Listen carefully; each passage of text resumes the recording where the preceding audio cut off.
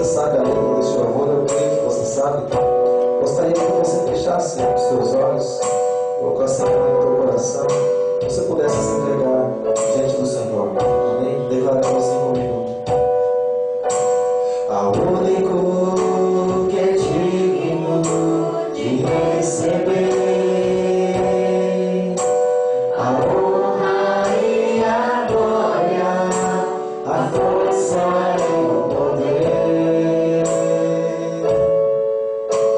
ao eterno, imortal, invisível, mas real, a Ele ministramos ao único que é digno de receber, ao único que é digno de receber toda a honra, toda a glória, a honra e a glória, a força e o poder. Amém, Deus, feliz ao Senhor Jesus, ao eterno, imortal, invisível, mas real, a Ele ministramos. Você pode levantar as tuas mãos ao Senhor e adorar a Ele, dizendo: coroamos a Ti, ó Rei Jesus. Coroamos a Ti, ó Rei Jesus. Adoramos o Teu nome e rendemos aos Teus pés. Consagramos todo o nosso ser a Ti. Consagramos todo o nosso ser a Ti. Consagramos nossa vida ao Senhor. Consagramos todo o nosso ser a Ti. Você pode aplaudir ao Senhor? Esse qual você consagra a tua vida a Ele, no altar dele. Oi, Senhor. Nós te amamos, Senhor, por isso nós te adoramos. Graças a Deus. Pode se sentar, amado. Em nome de Jesus. Glória a Deus pela tua vida. Glória a Deus porque você veio. Amém? Vou colocar essa colinha um pouco mais perto de mim, para ficar mais fácil. Você vê a cola. E vou perguntar se você está bem, mas se você está aqui, é porque o Senhor tem te abençoado. Se você está aqui, é porque o Senhor tem sustentado a tua vida, porque o Senhor tem te agraciado. Por isso que você está aqui, amém, amado?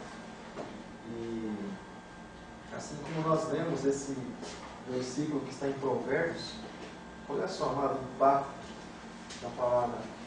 O livro do profeta Zacarias, capítulo 12, se a tua tradução em revista corrigida, ela fala a respeito do peso da palavra. Mas olha só o impacto que causa essa palavra. Provérbios 24:10 diz assim: se te mostrares frouxo no dia da angústia, a tua força será pequena. Exato, né? O Senhor, Ele, na verdade, Ele nos sacode. O Senhor, Ele nos sacode, nos dá aquela balançadinha, assim, sabe? E Ele nos chama, né, para Ele, né? Porque acima de qualquer coisa, Ele é para com as nossas vidas. Ele é o Senhor. Ele é o que cuida de nós, Ele é o nosso ajudador. Por que eu estou falando isso? Porque nós estamos falando a respeito de Atos, estamos no capítulo 13, a partir do versículo 21. E aqui, irmãos, aqui deixa eu falar para você. Aqui em Atos, depois muitos cristãos tiveram muitas dificuldades, né? Mas aqui em Atos, principalmente porque é o começo da igreja, hoje nós vivemos um novo tempo, que é praticamente o encerramento dos dias da igreja aqui na Terra. Mas aqui em Atos, no capítulo 13 aí, estava aí os apóstolos, estava aí Paulo, Pedro, João, enfim. Mas a questão é que não era a opção, por exemplo, com a casa do Senhor. Não era essa a questão, a opção. Eu não sei se eu vou, não sei se eu não vou. Mas vou fazer o seguinte, se eu for na terça, eu acho que eu não vou na quinta, hein? Porque eu já fui na terça. Era isso aí. Antigamente, amado, se dava a vida para poder estar na casa do Senhor, para poder adorar Ele. É questão de vida ou morte. A pessoa, aquilo que nós comentamos uns dias atrás, os cristãos da igreja primitiva, eles sabiam que eles iam morrer mais cedo ou mais tarde. Eles sabiam disso. Então, eles sabiam que a vida deles era caçada a vida deles. Mas o prazer deles, na verdade, não era viver, estava desfrutando do bom e do melhor desse mundo. Mas a vontade e desejo do coração deles era morrer como o mestre deles morreu. O prazer deles. É como se fosse honra para eles. Sabe? Então, Jesus ainda continua procurando um cristão nesse mundo. Eu conversando com alguém hoje, né? E é sempre quando aparece algum, assim, umas rodinhas assim que tem no trabalho, aparece alguma questão. Às vezes algum irmão sabe assim que a gente é meio polêmico, né? E alguém fez um comentário e falou, não é, irmão? Eu ouvi o irmão, estava falando comigo. Aí eu cheguei assim um pouco mais perto, falei, não sei o que vocês estão falando. Então não é o Francisco, né, veio aqui no Brasil, o Papa veio aqui no Brasil, e esse moço que falou isso, ele é um católico assim bem, não pode chamar de praticante, né? Mas tem trabalhos na igreja, né? Trabalha com casais, mais coisas, né? Envolvido na obra lá. Ele falou assim, então o Bento falou assim que quando ele veio aqui, bastava a pessoa ter uma religião, ela já era cristã. Então ele falou isso aí. Então quer dizer que todo mundo aqui é cristão. Então, o Bento ele tem a voz, o Francisco ele tem a voz acima da voz de Deus, porque Deus fala o contrário. A pessoa já começa a tremer assim, a pessoa fica muito estranha. Esse Francisco é um comedor de arroz e feijão, ele não sabe nada. Ele é um enganador. Porque se ele fosse verdadeiro, ele falava o que está escrito na palavra. Ele veio para fazer comunismo, o trabalho do anticristo. Ele veio para fazer. Se você não sabe, o trabalho dele é esse. E até que teve uns negócios assim, sabe, uma conversa assim acalorada. Aí eu estava conversando com outro irmão. Falei, o trabalho que esses irmãos aí, vamos chamar assim, acabaram de fazer, a princípio não tem, vamos dizer assim, peso nenhum para muitos. Mas tudo que você olhar, mano, traga para o lado espiritual. Preste bem atenção no que aquilo significa, no que aquilo representa. Porque antes da nossa vida ser física, ela é espiritual. Primeiro Deus os criou e nos formou em espírito, depois que Ele fez a matéria. Então aquilo que é espiritual reflete no mundo físico. Não o contrário, simplesmente. Mas o que é espiritual reflete no mundo físico. Então, Satanás incorporou na serpente e enganou Eva. O que é espiritual reflete no mundo físico. Aí eu comentando com ele, aquilo que os irmãos fizeram não foi nada mais, nada menos que dificultar mais ainda a pregação do Evangelho.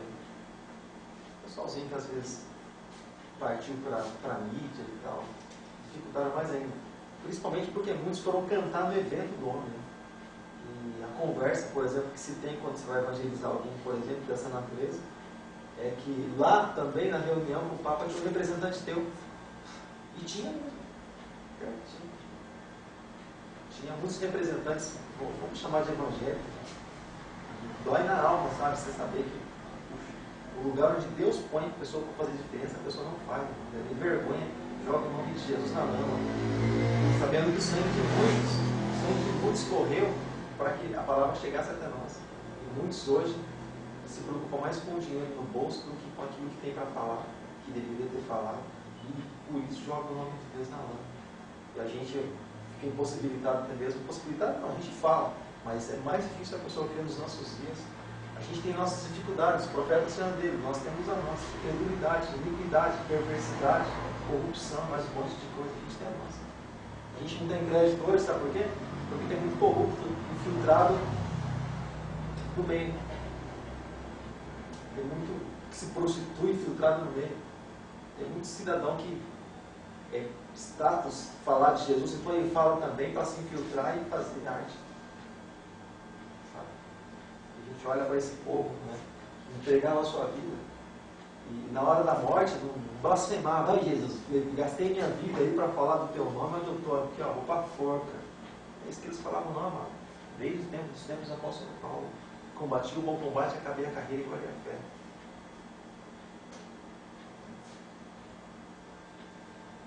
E às vezes a gente assim, traz uma palavra, vamos dizer assim, direcionada.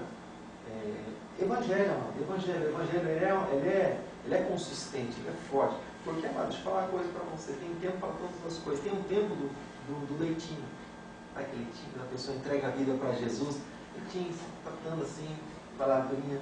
Tá? Mas tem um tempo de alimento que fica um pouco mais constante.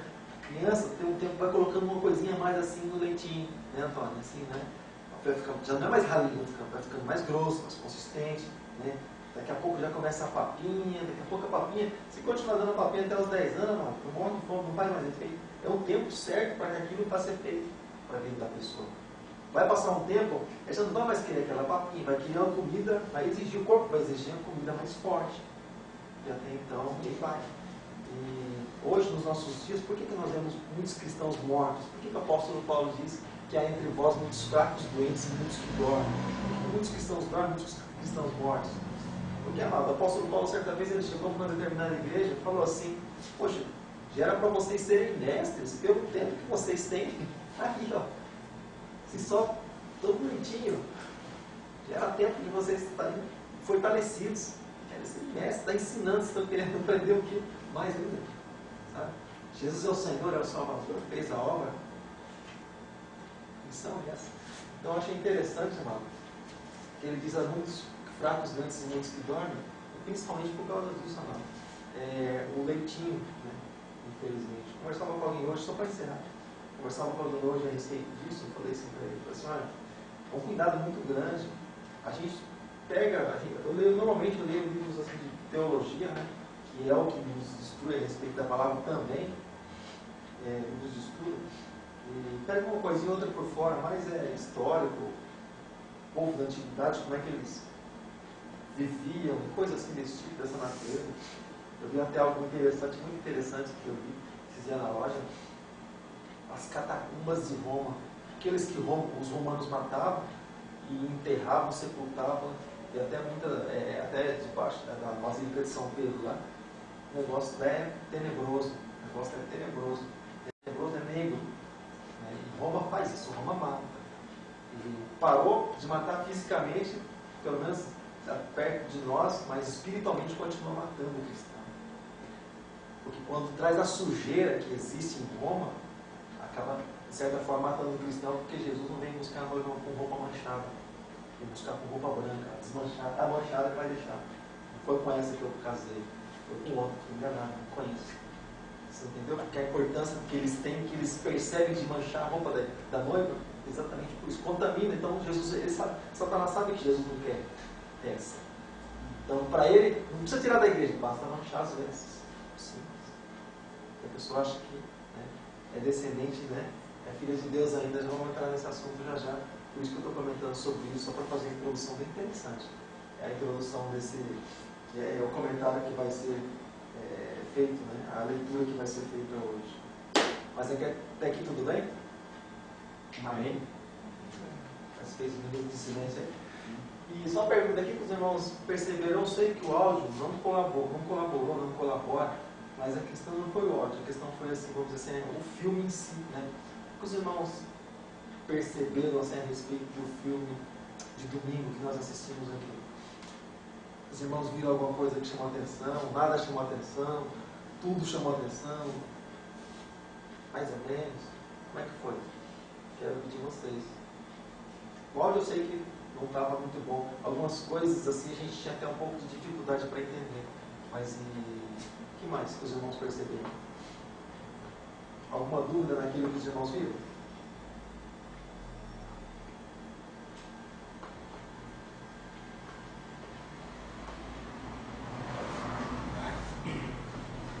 Então no velório não, amado. Minuto de silêncio.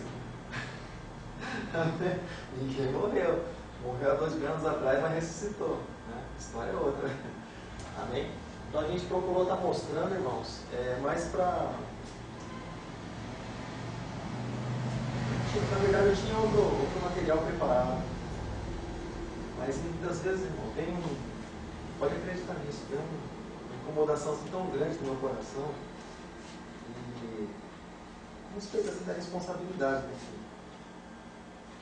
A gente gostaria de estar passando, de estar mostrando assim, tantas coisas, mas a cobrança é uma. Então, tem coisas que a gente acaba se sentindo incomodado se fizer, então a gente acaba tendo que fazer outra. Mas eu tinha outros materiais aqui mesmo, gravado, tem um arsenal de ministrações, falar voltado para a família, mas tem coisa assim que, sabe, é aquilo para aquele tempo, aquela palavra que Jonas foi pregar em Nínive. Deus deu a palavra para ele pregar em Nínive. Falou, Jonas, a palavra é essa. Ou seja, não é que você vai falar que eu estou te mandando. Então funciona mais ou menos assim. Mas o propósito da gente ter passado a respeito daquilo, mano, é para a gente principalmente valorizar a nossa salvação. Simplesmente isso. E o plano maravilhoso que Jesus ele tem na nossa vida, tem para a nossa vida, é aquilo que ele fez em nós. Tá? Porque às vezes a gente valoriza tanta coisa, né? E às vezes a salvação, a pessoa fala assim, já estou salvo mesmo. Isso se conquista a cada dia. Se naquele dia você passou ileso, ou você foi bombardeado, se levantou, perdão, Senhor, ajuda, vamos até lá. No final do dia, faz aquela análise do seu dia. Se você escorregou, Senhor, me perdoa. Se não, Senhor, continua me ajudando e simbora. Salvação missionária, cada dia. Obrigado, Senhor, por Senhor me sustentar na tua presença. Amém. Não me salvo para sempre, não. Isso nunca é assim. Tá bom? Então tá bom. Os irmãos não querem comentar? Então eu vou ler lá o que está escrito no versículo de número 20 e no versículo de número 21. Tá certo? E não vou olhar no bigodinho, tá certo ou errado? Porque lá também, barco furado, hein? Sem Jesus, por fora. Olha, irmãos, versículo de número 20. Por favor, alguém lê o versículo de número 20 e versículo 21? Depois disso, por quase 450 anos, lhe deu juízes até o profeta Samuel. Depois pediram um rei, e Deus lhe deu por 40 anos a Saul, filho de Cis, da tribo de Benjamim. Amém? Então vamos lá, vamos por partes. Uma coisa que eu queria comentar com os irmãos a respeito desse assunto. Então, na verdade, aqui fala muita coisa. Parece que são só 2 versículos, mas aqui diz muita coisa. Uma coisinha ou outra só, algumas coisinhas eu separei para a gente não parar também muito tempo, mas tem coisa que não dá para deixar passar. Então, amado, aqui, vocês se lembram que o apóstolo Paulo ele se levantou lá na sinagoga, né? E levantou as mãos, pediu atenção dos judeus, né, para ele, pediu atenção dos irmãos que estavam lá. Paulo então começou a fazer o seu discurso, começou a ministrar a palavra, e dentre a fala de Paulo, né, porque aqui é difícil separar alguma coisa, porque é uma fala só. Ele começou a falar porque eles tinham alguns costumes na época. Quando dependendo do tratamento que ele ia ter com as pessoas que estavam ouvindo, ele já falava dos antepassados, que Deus tirou do Egito, da escravidão, com um braço forte, e falava dos descendentes, era um costume deles. Falava dos profetas, era um costume. Isso também eles usavam nas sinagogas tratar a respeito dessa maneira. Uma maneira que eles tinham de estar tratando. Mas olha só que interessante. E depois disso, por quase 450 anos, lhes deu juízo, ou seja, lhes deu juízo até o profeta Samuel. Então, Deus ele sempre tinha um tratamento com o povo. Deus sempre tratava com o povo de certa maneira. E aqui o profeta Samuel ele foi o último juiz. O último juiz, o último que julgou o povo, foi o profeta Samuel. Então esse tempo de tratamento que Deus teve com o povo através dos juízes, Deus levantou juízes para julgar o povo, e não era simplesmente os juízes corruptos que a gente vê nos dias de hoje, mas Deus ele julgava através dos juízes. Você vê que teve uns juízes aí que acabaram, né? Sansão, por exemplo, acabou fazendo coisas assim que desagradavam a Deus, perdeu sua chance, sua oportunidade. Mas o interessante é que Deus então é como se ele viesse julgar o próprio povo através dos juízes que ele levantava. A vontade de Deus se manifestava através do juízo. É como, por exemplo, quando eles queriam saber a vontade de Deus, nós já comentamos tempo atrás aí que vocês se lembram, como é que eles faziam? Uma das maneiras, eram várias, mas uma das maneiras. Eu sei que todo mundo sabe, não precisa ninguém interromper ninguém, um de cada vez. Fala lá, irmão. Uma das maneiras.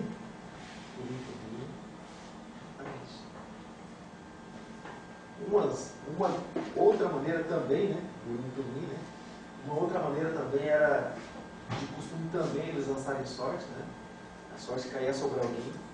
Aconteceu isso com vários homens, várias passagens conhecidas, como Jonas, né? Aconteceu isso também.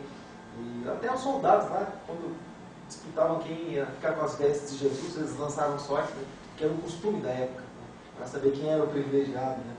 E eles criam sim que Deus também falava através dessa maneira, né? Então, Deus ele julgava o povo através também do juiz. Então Deus estabelecia, fazia a vontade dele através dos juízes. Deus julgava a causa das pessoas, né? Você pode ver, por exemplo, quando Deus tirou o povo lá da escravidão do Egito, Moisés queria tratar tudo com ele. Tudo chegava até Moisés. Porque Moisés era... Deus falava com Moisés, e Moisés, segundo alguns historiadores, tinha uma dificuldade na expressão, né? Então, por isso que Arão andava sempre com Moisés, porque Arão tinha essa facilidade. Então, um supria ali o outro. Deus falava com Moisés, Arão ia auxiliando, né? Eles tratavam com o povo. Mas, então, quando eles saíram, imagine milhares e milhares de pessoas no deserto. Eles tinham as causas para resolver entre eles, tinha família. Milhares de famílias, todo mundo morando junto. Que maravilha. Então, eles tinham suas causas e suas diferenças também. Porque era um povo duro de coração. Aí o que acontecia? Acontecia que as pessoas vinham tratar com Moisés. Daí aconteceu que o sogro de Moisés, quando veio ter com ele no deserto, o sogro dele falou assim: Moisés, você vai se matar, você vai matar esse povo, o povo vai perecer. O que você faz? Levanta pessoas que sejam competentes. Por exemplo, se a pessoa tiver capacidade para julgar 100, para trabalhar com 100 pessoas, levanta como líderes. Por exemplo, um como 100, outro como 50, outro como 10, conforme a capacidade de cada um, e ele vai julgar esse povo que ele vai estar liderando. Ele vai, acontecer um problema, então aquela pessoa que está responsável vai julgar essa causa. Agora, que for muito difícil, aí ele traz para você. Então, administração lá no meio do deserto. Jetro, o sogro de Moisés, deu esse recado.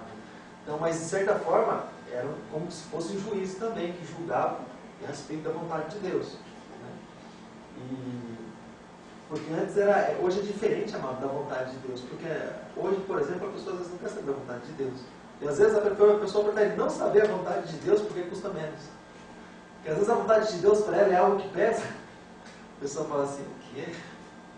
Então, deixa para lá. Eu continuo saindo da igreja. Então, a vontade de Deus para nós, Deus nunca faz nada, pede nada para nós, amado, que não custa. Você pode ter certeza disso. Eu usei uma expressão uns dias atrás, eu pedi perdão para os irmãos antes, depois eu usei a expressão, mas é o que Deus fala. Eu usei essa expressão porque o próprio Deus falou. Né? Está escrito lá em Gênesis que Caim, ele se tornou um vagabundo, né?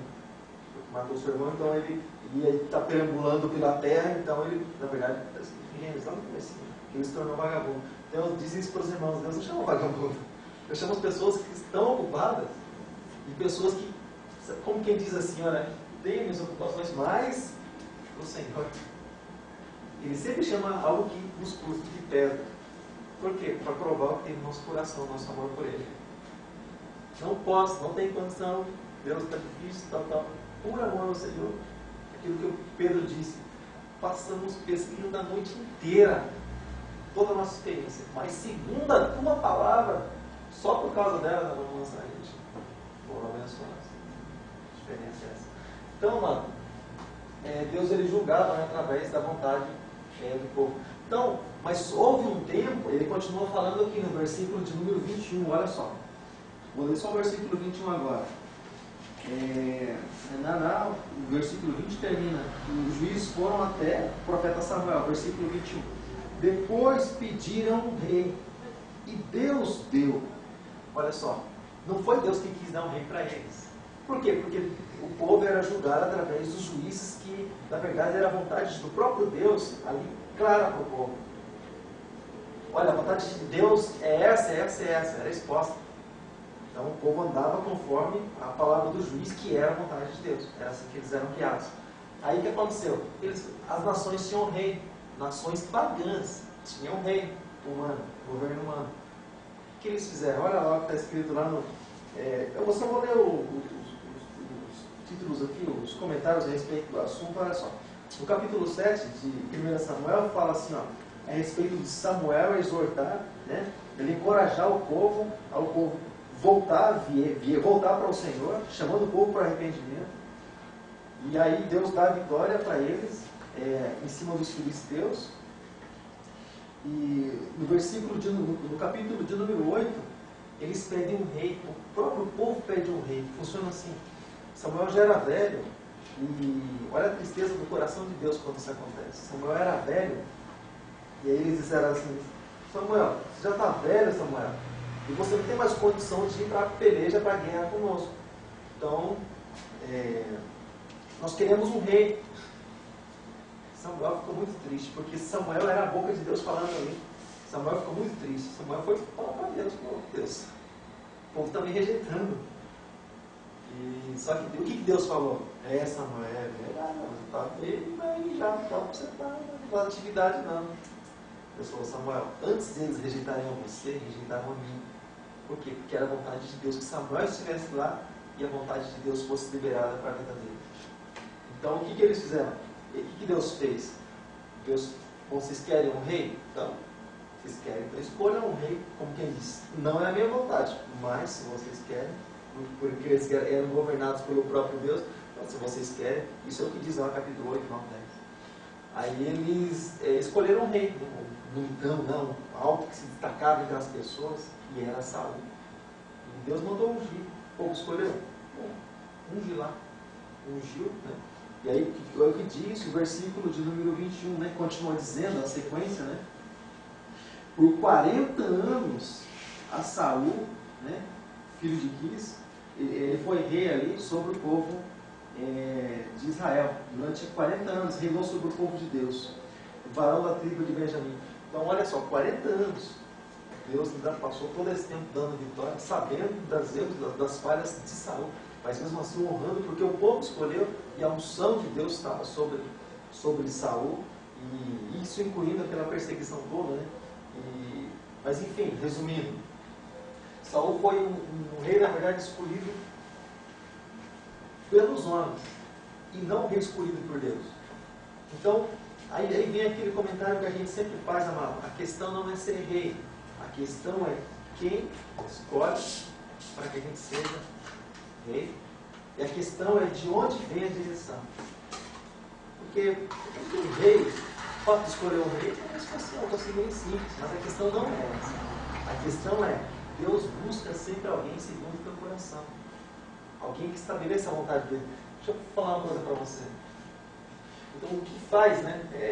Saul foi rei escolhido pelos homens. Mas o versículo de número 21 fala a respeito disso. Mas o versículo 22. E quando esse foi retirado, né, quando Saul ele foi retirado, por que ele foi retirado? Porque mostrou, na verdade, aquilo que ele era. Que ele era carnal, porque ele fazia segundo as suas vontades. A princípio não, a princípio ele passou a obedecer a Deus, Deus dando vitórias para ele, Deus honrou ele, mas depois ele mostrou na verdade quem ele era. Porque aquilo que a gente sempre comenta, irmãos, muitas coisas não precisa de revelação, Deus me revela, Senhor. Irmãos, muita coisa se revela através do tempo. Você quer conhecer uma pessoa, não precisa você ficar um minuto do lado dela. Fica tempo do lado dela, você vai conhecer quem ela é.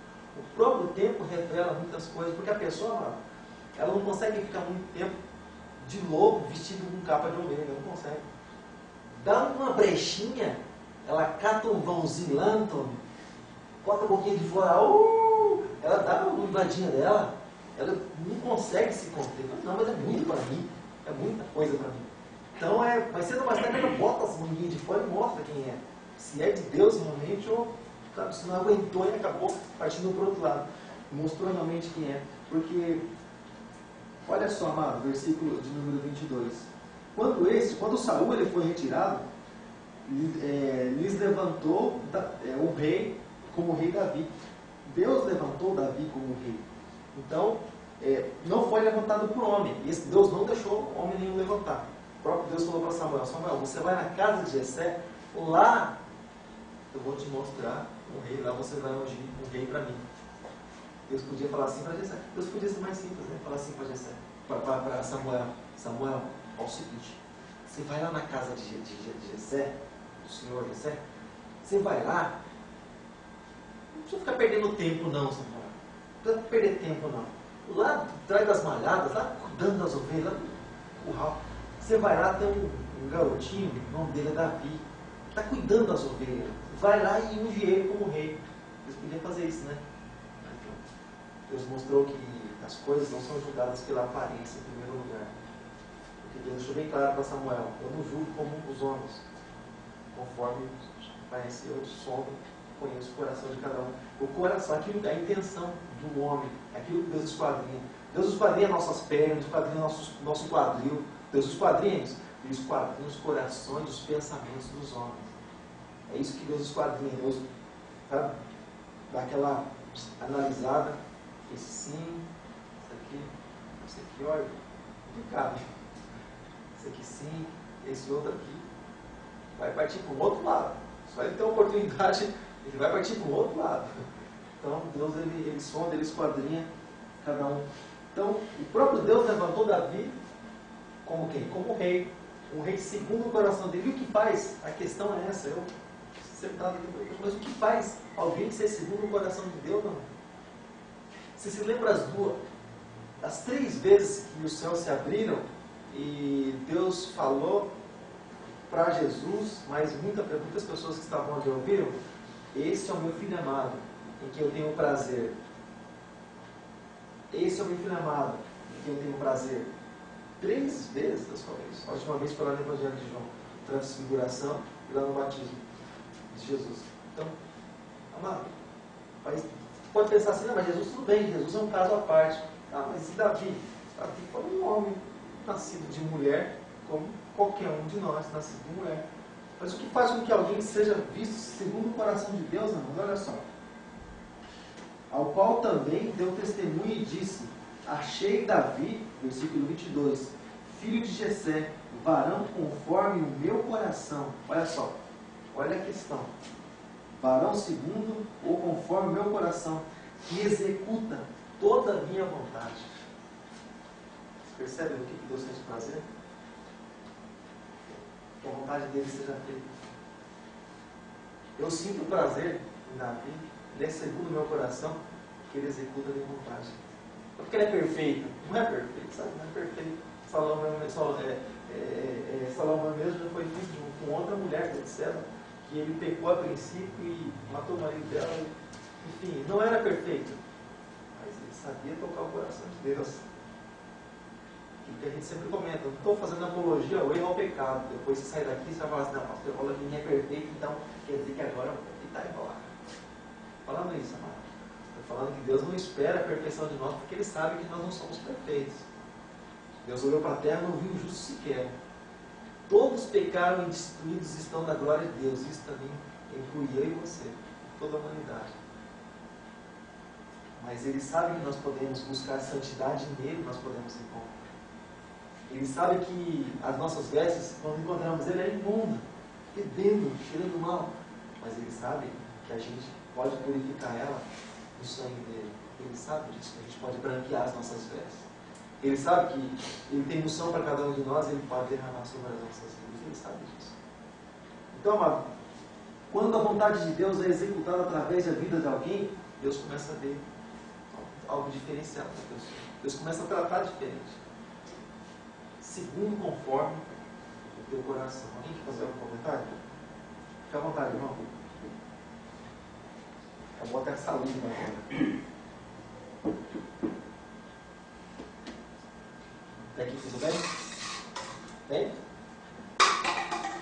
Então, amado, versículo de número... Eu baixo um ventão, né? Agora não tem parede para proteger. Mas amém. Graças a Deus. Então, amado, Deus levantou alguém que, segundo o coração dele, alguém que fazia, que realizava a vontade dele, E você vai encontrar, como eu falei, você vai encontrar muitos erros na vida de Davi, mas nenhuma ele bateu no peito e falou: não, Deus, para com isso, eu não tenho culpa disso não. Nenhuma vez você vai encontrar isso. Na vez que ele adulterou, ele tomou Betseba para ele, teve lá um filho, o profeta foi chamar a atenção dele. Ele não sabia, na verdade, de quem ele estava falando, que o profeta veio usando, o profeta Natan veio falando assim, como que em parábola, ele não tinha entendido ainda. Aí ele falou assim: não, digno de morte esse homem, que era ele. Aí o profeta falou assim: você, esse homem. Aí ele caiu em si. Ele viu que ele tinha errado. Ele pediu perdão. Sabe de uma coisa, mano? Sabe quando você percebe que o Espírito Santo ele ainda está em nós? E Deus ele ainda tem algo para as nossas vidas? Quando a gente se sente cobrado, quando a gente toma atitude errada. Vem um peso, vem um entristecimento. Esse entristecimento não é da carne, porque a carne ela não se entristece pelos erros que ela pratica, ela sente prazer na carne. Mas o que está dentro da pessoa faz com que ela se sinta triste. Puxa. Por quê? Porque na alma, no espírito, alguém conta com você, você sabe disso, o espírito sabe. Você fala, é como se você falasse assim: olha, falhei. Puxa, eu não devia ter feito isso. Mas isso é espiritual. Porque a carne não pode vir. Como diz os badaladeiros lá da empresa, é nós. E vai. A carne é isso aí, amado. A carne é só entrega, elogio, 3 pontinhos, vai embora. Então, mas no espírito, olha o Salmo 51, está comentando até Salmo 51, antes da gente começar aqui. Senhor, contra ti pequei, somente contra ti. Sabe? E voltando a pedir os favores de Deus para a vida dele, para que o Senhor não tirasse a presença dele, sabe? Não tirasse o Espírito dele, o Espírito Santo.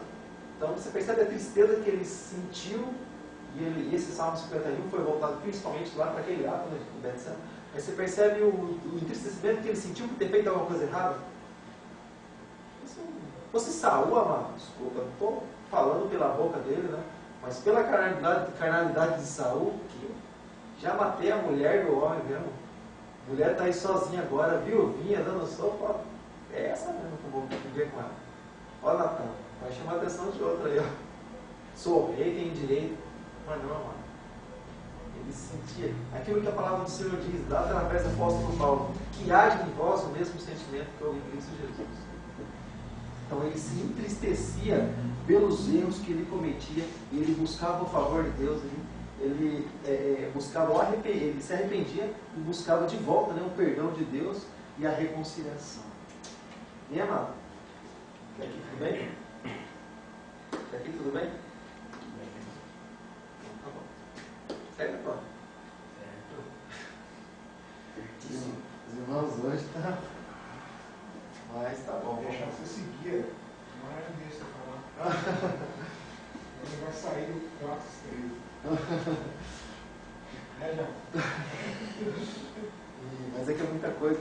Agora olha lá, amado, versículo de número 23, muito interessante, sobre esse assunto mesmo que é bem curioso. Versículo 23. Alguém pode ler o versículo 23 para nós? A gente já faz o comentário. Da descendência deste, conforme a promessa, trouxe Deus a Israel o Salvador, que é Jesus. Amém? Então, da descendência desse quem? Aqui, ó, no versículo antes, ele estava falando de Davi. Então, da descendência de Davi, se você ver na genealogia de Jesus, genealogia, árvore genealógica, você vai ver lá Davi. Está na árvore lá, está na genealogia. Então, ele é da descendência. Então, os descendentes, amado, é como se, por exemplo, eles tivessem um privilégio. Ah, eu sou descendente de fulano e tal. Então, é como se ele tivesse um privilégio. Então, por exemplo, quando alguém na época dissesse que era descendente de Abraão, o sujeito era um privilegiado, como se ele fosse, né, o tal. Então, Jesus teve um comentário, teve uma discussão, vamos dizer assim, com os judeus, em algum tempo, exatamente sobre esse assunto. Pelo 24 já é 23. Vamos lá. Aumentei aqui só para ficar mais fácil para os irmãos acompanharem. Mas, então Jesus teve um comentário com os judeus exatamente sobre esse assunto, sobre o fato de ser descendente. Porque o descendente, normalmente, o que ele fazia? Ele cumpria a vontade, por exemplo, eu sou descendente de Abraão. Então ele automaticamente cumpria a vontade de qual ele era descendente. A vontade de Abraão era, olha, Abraão era assim, assim, assim. Então, puxa vida, olha só. Então eu também tenho que seguir a linhagem. Não basta simplesmente eu, pela família ali, ser descendente. Mas eu tenho que seguir os princípios dele, do patriarca, daquele que eu sou descendente. Então tinha isso com eles carregavam isso com eles. Agora, quando diz assim, da descendência deste, conforme a promessa, Deus levantou a Jesus, o que acontecia?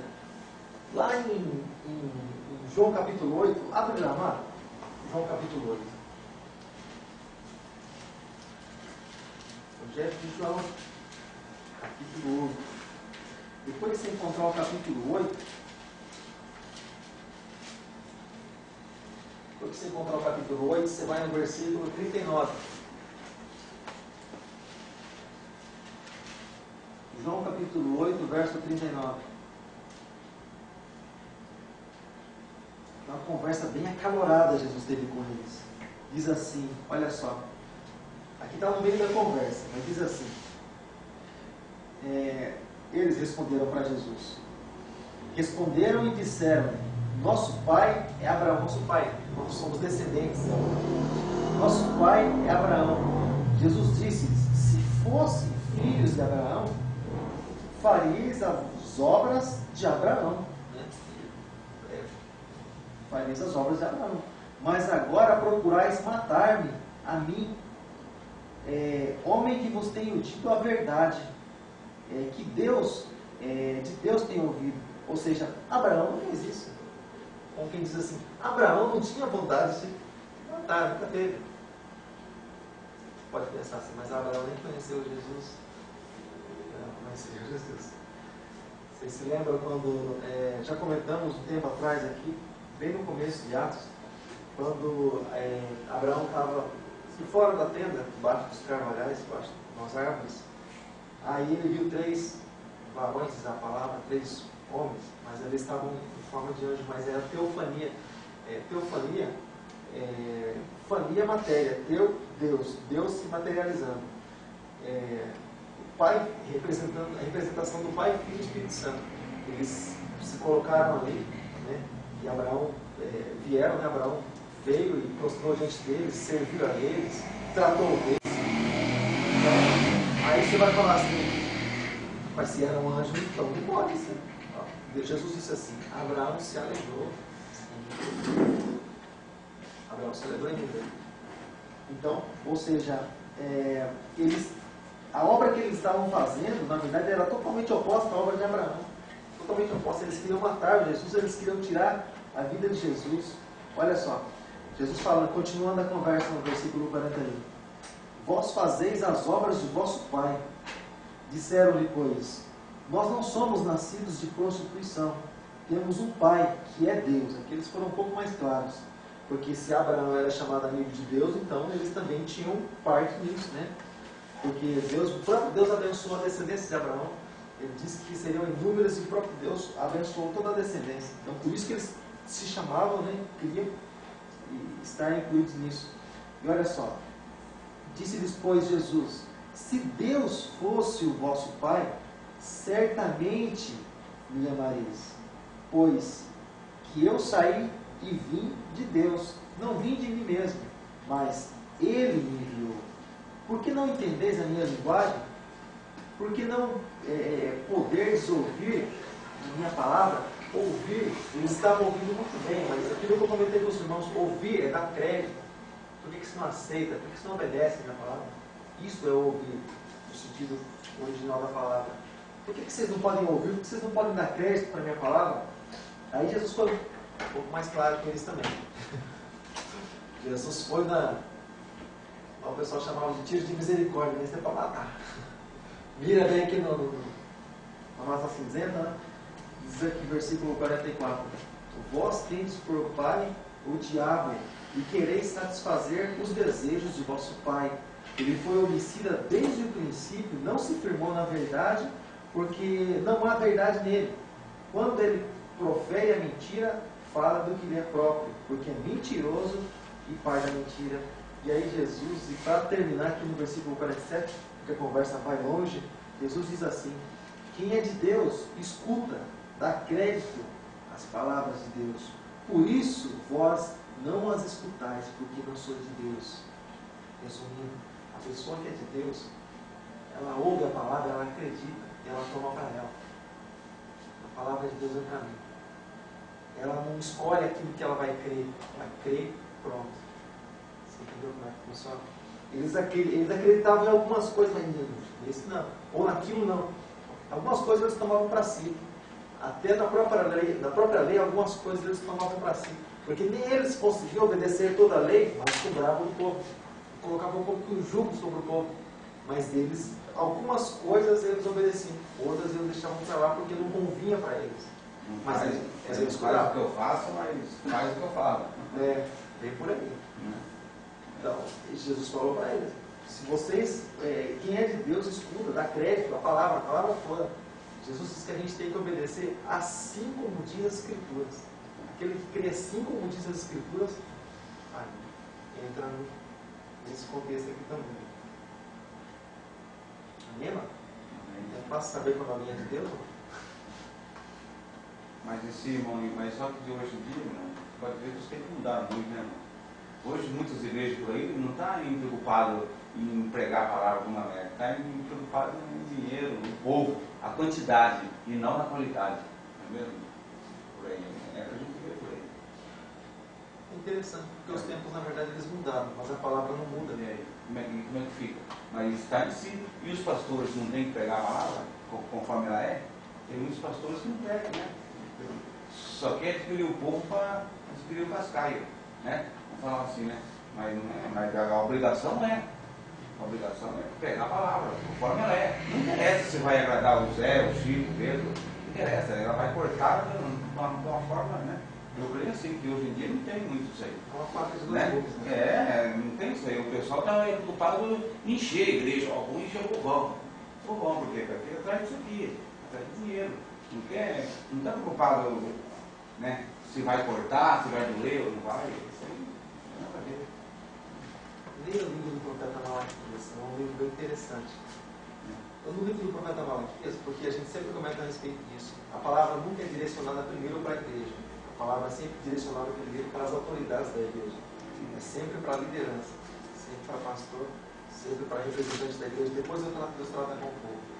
No livro do profeta Malaquias, Deus vai condenar, por isso que, por exemplo, a gente já volta no Malaquias, Deus vai condenar, independente de cargo, independente de função, independente do trabalho que a pessoa tem na igreja.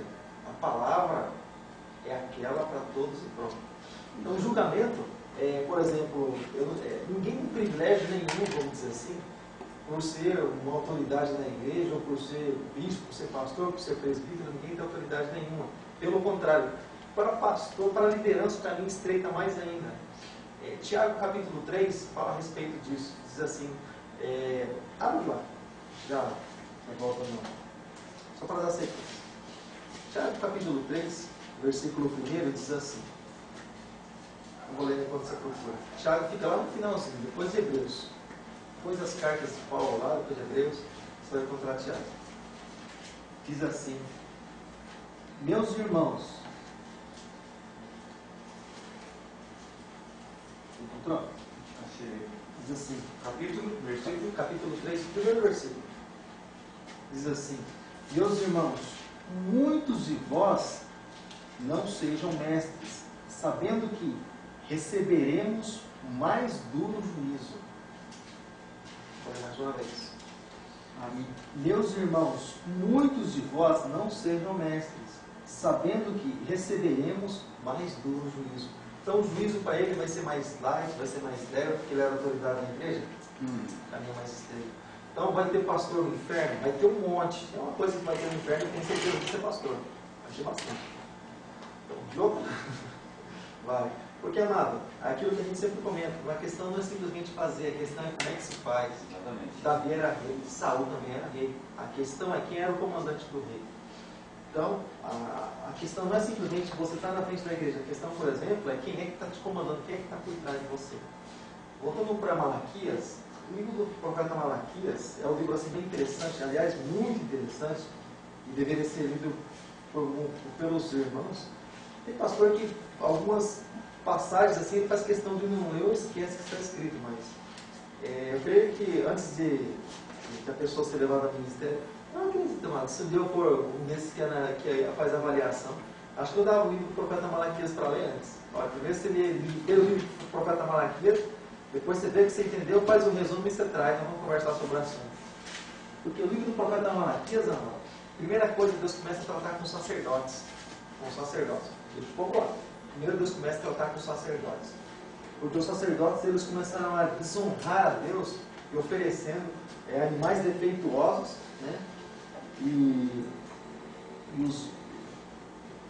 eles começaram a fazer simplesmente como eles achavam que eles deveriam fazer, como muitos fazem, como se eles estivessem cegos.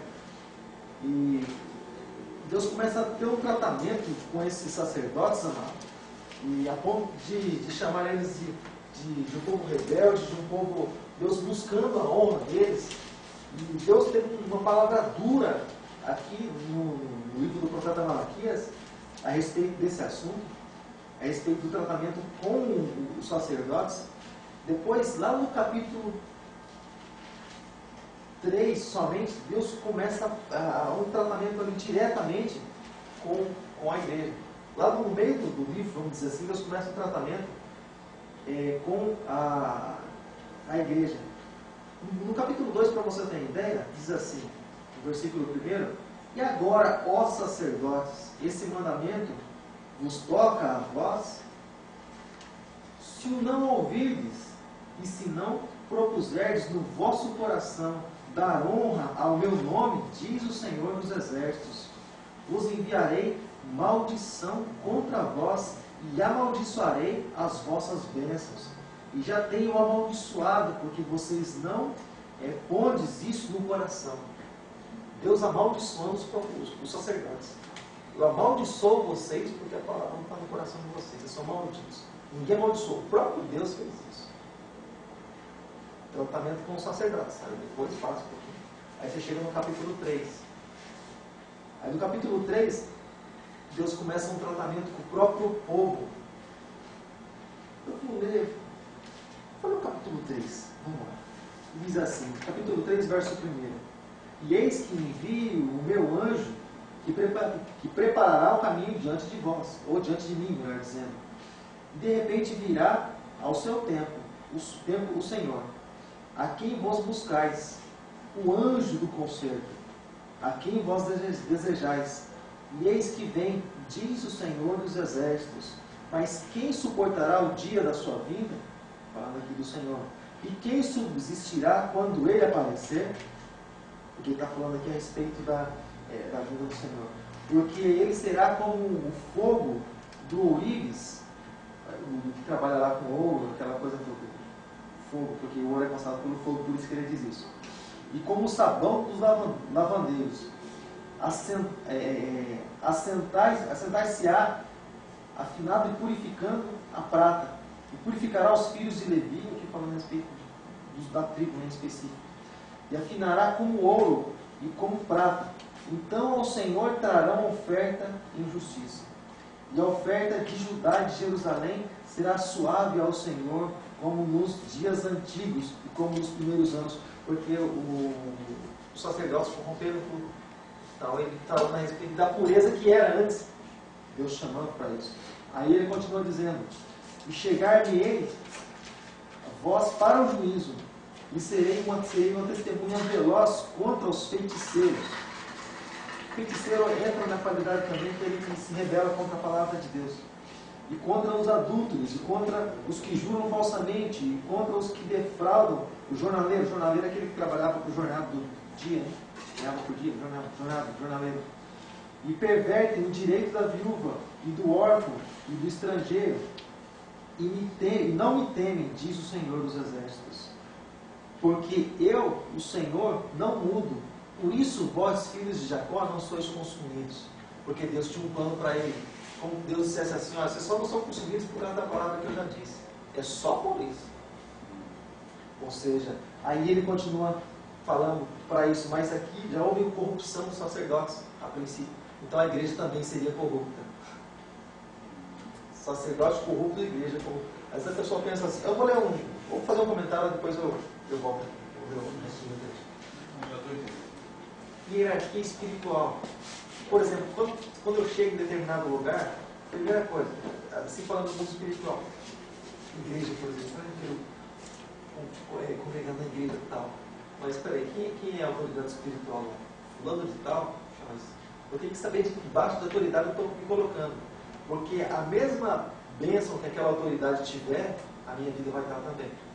Se aquela autoridade estiver debaixo de rebelião, de maldição, a minha vida vai estar também debaixo de maldição, por causa da autoridade que está naquele lugar. Você entendeu, pessoal? Então, é como, por exemplo, os judeus. Nós somos descendentes de Abraão, ou seja, as bênçãos de Abraão estão sobre nós. Conforme o pastor, as ovelhas vai ser também. Autoridade espiritual, hierarquia. Por que Corá e mais alguns lá foram ditos como rebeldes e a própria terra veio engolir eles? E o povo também, as famílias também que estavam do lado dele. Mas por quê? Porque estavam debaixo da autoridade de um rebelde, que era Corá e os seus liderados ali, os que estavam com ele. Então, todos ali entraram na condição de rebelde. E todos foram engolidos pela terra, porque concordaram com Corá. Você entendeu? Então, quando eu concordo com a autoridade espiritual, automaticamente eu estou me colocando debaixo do jugo. O livro de Deuteronômio fala a respeito de quando eu digo amém para alguma coisa. Eu estou assumindo aquela causa para mim. Quando alguém, deturpa ou toma uma atitude errada, eu digo amém para aquilo, eu concordo com aquilo, a minha culpa é a mesma. Diz a palavra de Deus. Você entendeu como é que funciona? A autoridade espiritual. Eu me coloquei debaixo daquele jugo de escravidão. Então, ou seja, eu posso também, aquilo que a gente sempre comentou e que nós comentamos tempo atrás aqui a respeito de maçonaria, você se lembra? De muitos envolvidos nesse negócio, liderança envolvida, igreja debaixo de maldição. Mas está acontecendo isso, aquilo. Tá. Mas está debaixo de maldição. Mas por que Deus deu a misericórdia de Deus para com o povo, buscando algo do povo, conserto, volta, primeiro amor, aquela coisa toda. Deus sempre faz pela misericórdia do povo. Muitas vezes o próprio líder é corrupto do jeito que é, mas o amor de Deus é tão grande, amado, não se compara. Mas, ou seja, aquilo que a gente comentava sobre maçonaria, ou seja, liderança, amado, debaixo de maldição, infelizmente quem entra debaixo da mesma maldição. Por quê? Porque deixou a palavra de lado e passou a obedecer mais a voz do homem do que a voz da palavra de Deus. E entrou debaixo de maldição. Agora olha só esse povo que parecia ser um povo, né, legal. Mas aquele povo que a gente sempre fala isso, por isso que aquilo que a gente diz, você tem que ler na Bíblia. Você tem que confirmar, está escrito. Eu vou confirmar para ver se o pastor não está mentindo. Não exagera. Não extrapola. Eu vou confirmar. Onde é que está escrito mesmo? Aqui. Então tá, vamos lá, vamos conferir. Porque nos tempos de Paulo também se fazia isso, os apóstolos também se faziam isso, eles consultavam na palavra a respeito do texto que era lido para confirmar. Mas estava certo. Realmente, se não era o falso, de repente podia ser um falso profeta se filtrando no meio deles, eles consultavam na palavra. Isso é algo comum e é uma coisa bem, né, que se faz. Agora, o povo sim entrou debaixo do jugo dos sacerdotes, e olha só o que aconteceu com o povo. O próprio Deus amaldiçoou o povo, né? Os sacerdotes, né? Agora olha só o que acontece com o povo que entrou debaixo da... Deus podia falar assim, não, vocês estão certos, vocês estão obedecendo ao sacerdote de vocês estão certos, joia, obedece mesmo, porque ele é sacerdote de vocês, ele é autoridade espiritual sobre vocês. É isso aí que se faz.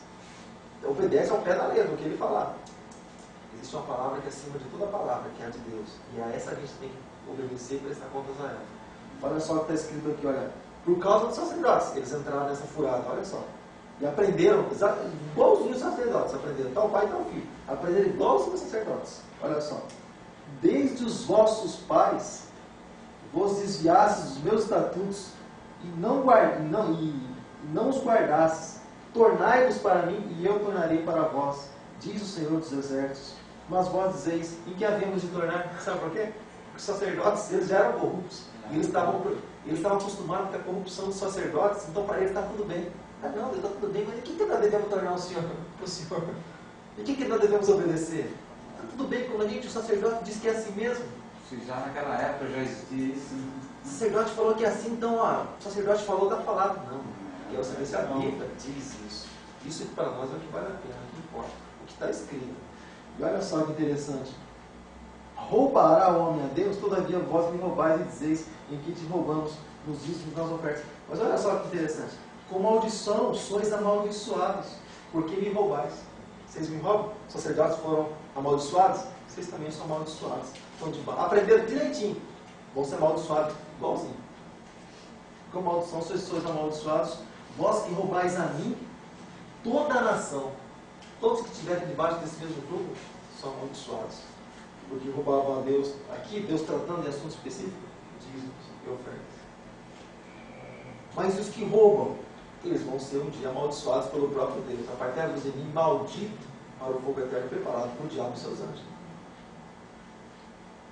Aquilo que a gente comenta a respeito do crédito, muitas vezes, que hoje é difícil conquistar por causa dos corruptos.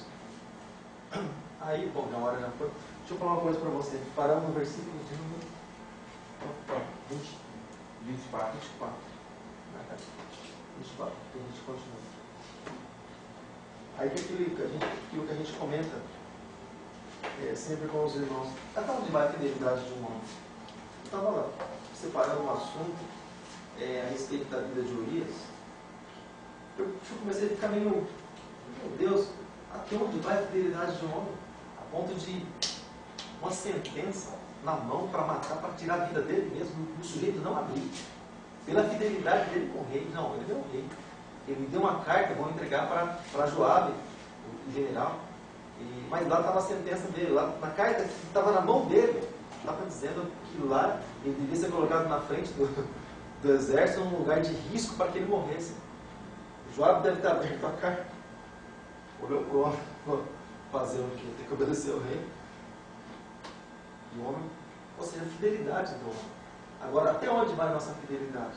Aqui que foi para você. Eu sempre falo para você. Antes de a gente buscar ser fiel a pastora, seja quem for, antes de a gente buscar a fidelidade dessa natureza, a gente tem que ser fiel a Deus. E até onde vai a nossa fidelidade? Nossa fidelidade. Tratando, por exemplo, Malaquias, sabe quando, por exemplo, de Malaquias? Até onde vai? Foi assunto de muitos ladrões por aí. Até onde vai a nossa fidelidade? A minha fidelidade vai até o altar.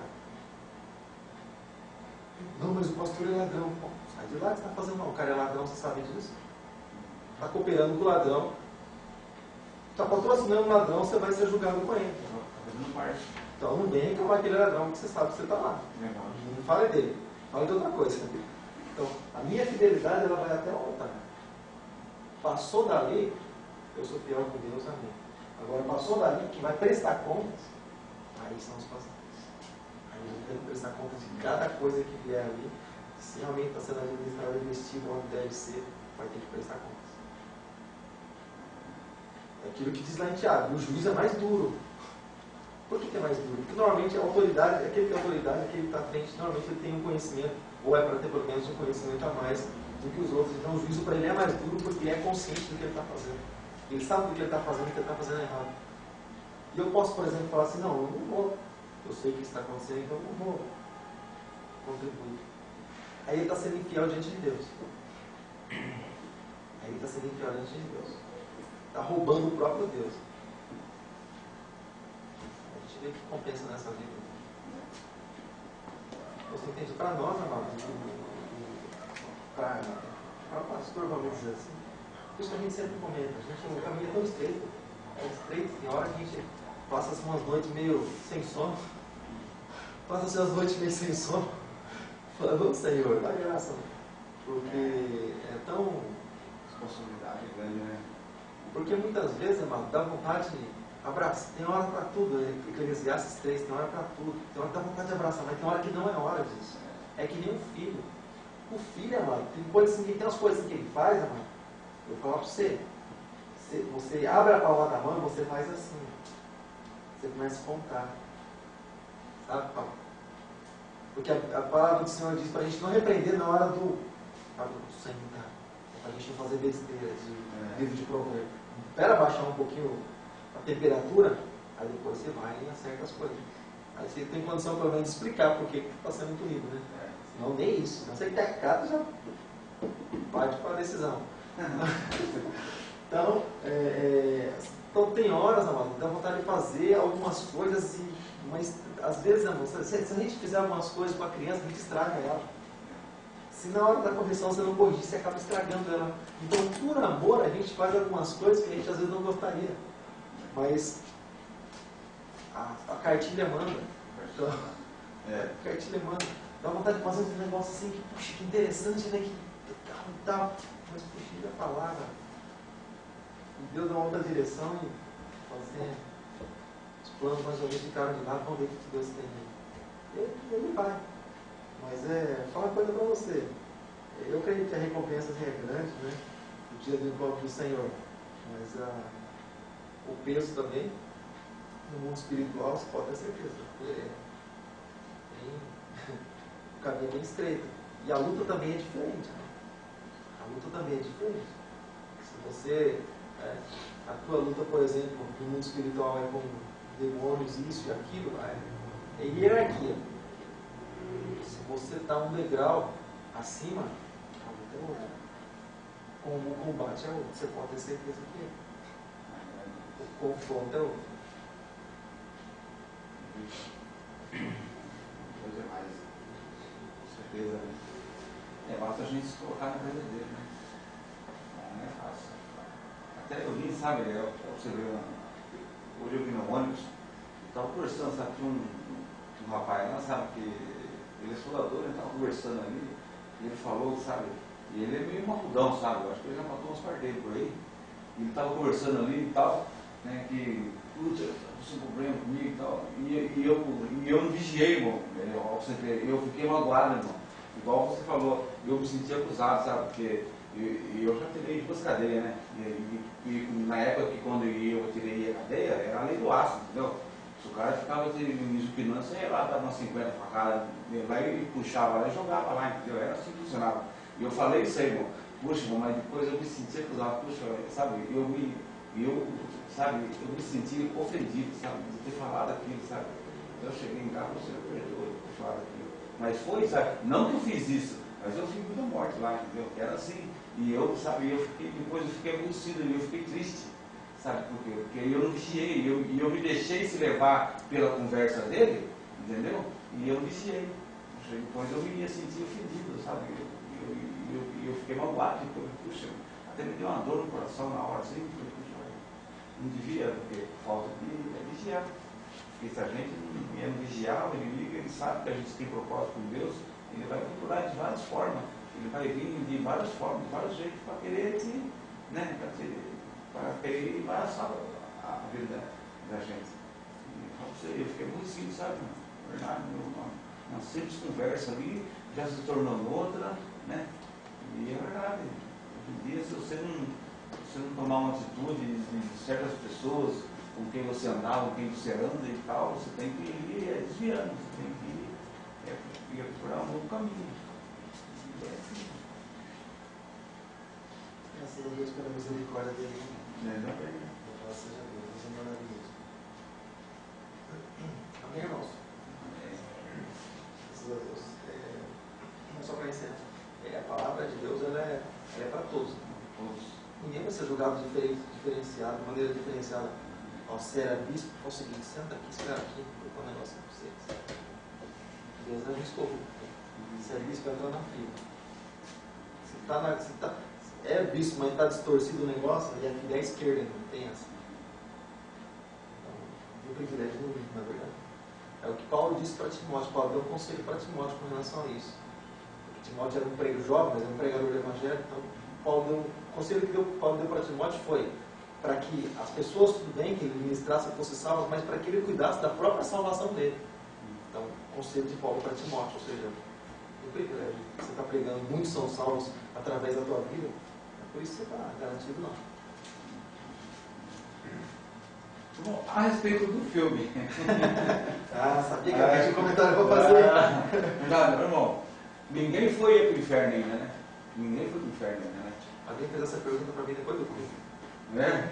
Ninguém foi para o inferno ainda, porque só vai ir para o inferno depois do juízo final, né? Aí vai ser colocado os que vão para o céu e os que vão ir para o inferno. Não é verdade isso, irmão? Você chegou a ver assim, uma fonte, alguma coisa assim ou não? Não. Sabe, eu gostei disso aí, né? Porque nós não vamos ser julgados no grande dia, que a Bíblia fala. Que, por exemplo, que todos que morreram desde a fundação do mundo até o dia de hoje, eles estão em um lugar de repouso, não é?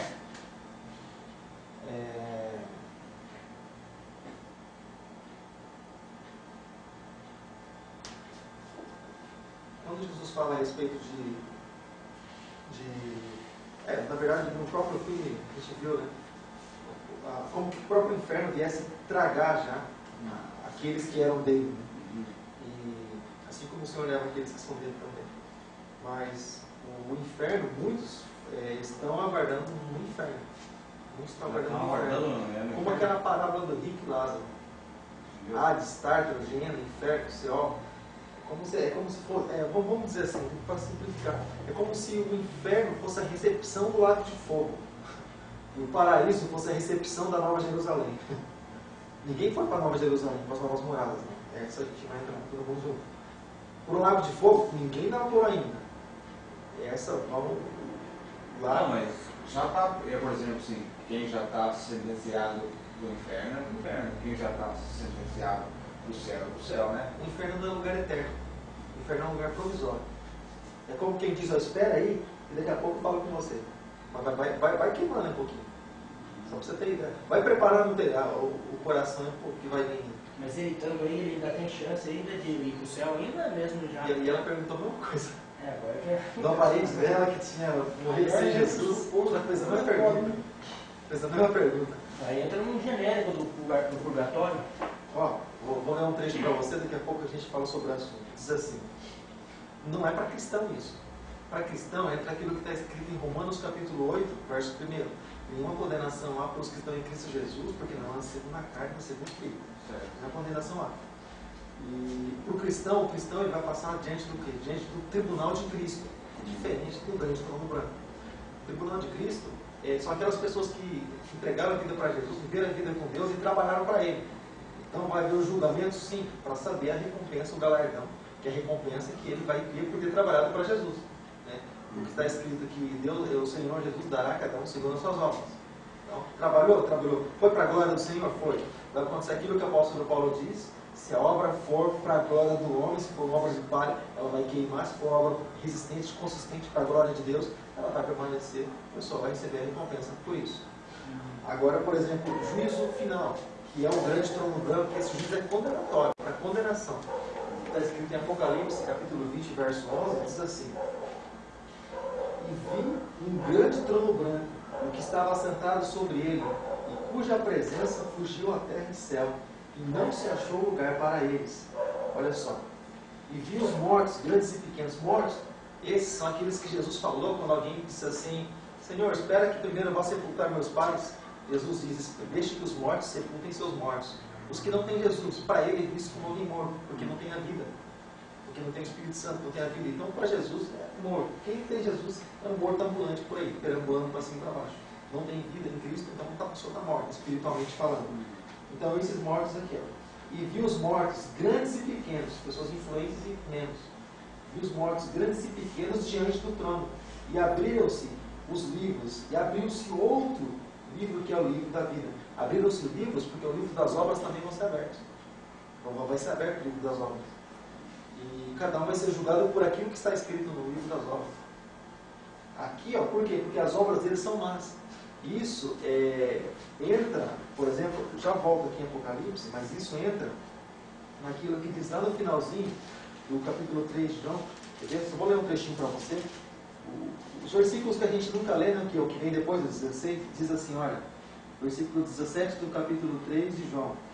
Porque Deus enviou o seu Filho ao mundo, não para que condenasse o mundo, mas que o mundo fosse salvo por ele.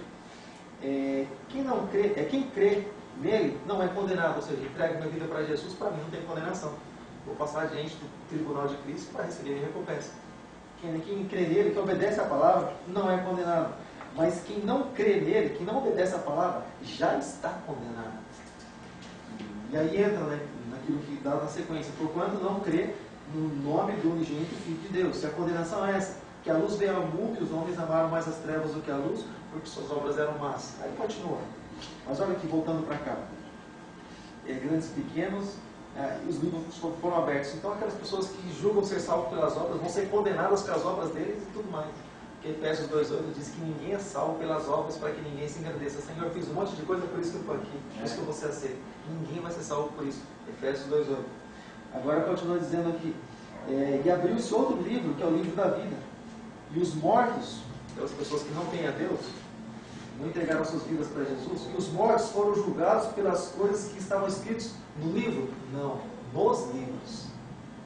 Livro das obras, obra morta, aquilo que diz aí Tiago, que nós comentamos já. E obra e fé. E no livro da vida. Não tem vida. Procurou, então vai ser condenado. Porque foi procurado aqui também, não encontrou. Aquilo que nós vimos no clipe, né, antes, ou depois. Então, livro das obras, um monte de obras, obra morta, porque não teve Jesus. Aquilo que a gente sempre comenta. Não adianta ter obra morta, mas também não adianta ter uma fé morta, sem obras. Dá na mesma. Vai ter uma fé, mas não tem obras.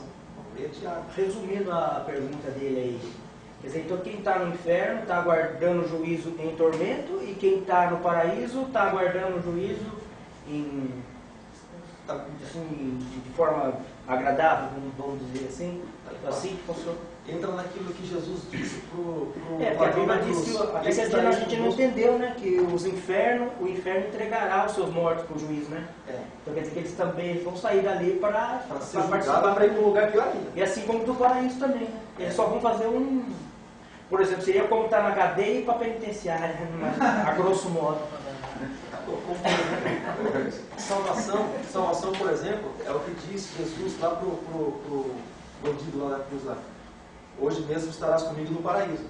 Você vai descansar lá até o dia de ser recebido pelo Pai. Mas ali já é um bom sinal, né? Já é. Não, é um lugar de descanso, né?